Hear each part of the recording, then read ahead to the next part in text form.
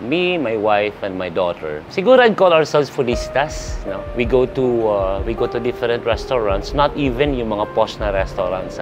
Alam mo yung mga nasa roadside, mga unusual places. No? So, nung nasa Metro Manila kami, parehas yung namin na meron kami favorite na lugawan.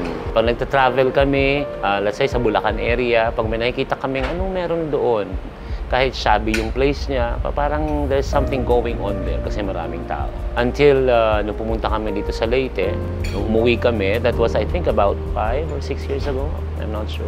Umiikot kami, pumunta kami ng mga iba't ibang lugar, pag may nadadaanan kami, and then may mga discoveries kami. May masarap na kainan doon sa Dulatula, sa Carigara.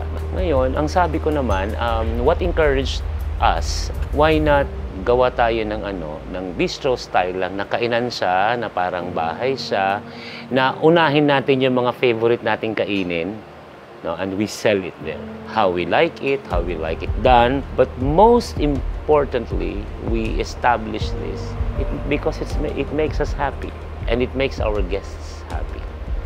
Kaya nga, whenever we have guests coming in, we treat them like family members. Kasi we want them to cook. Kasi kung makikita mo yung lugar namin, it looks like parang bahay talaga. Yung alam mo yun, pag pumapasok ko sa isang lugar, yung parang may embrace.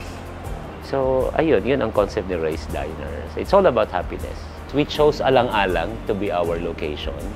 Apart from our property is here, tapos nasa tabing kalsada kami, you have a lot of options here in Alang-Alang.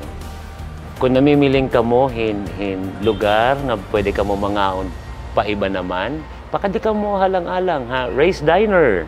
Kadi pangaon kita, ayaw pag-alang, pamasyada Alang-Alang.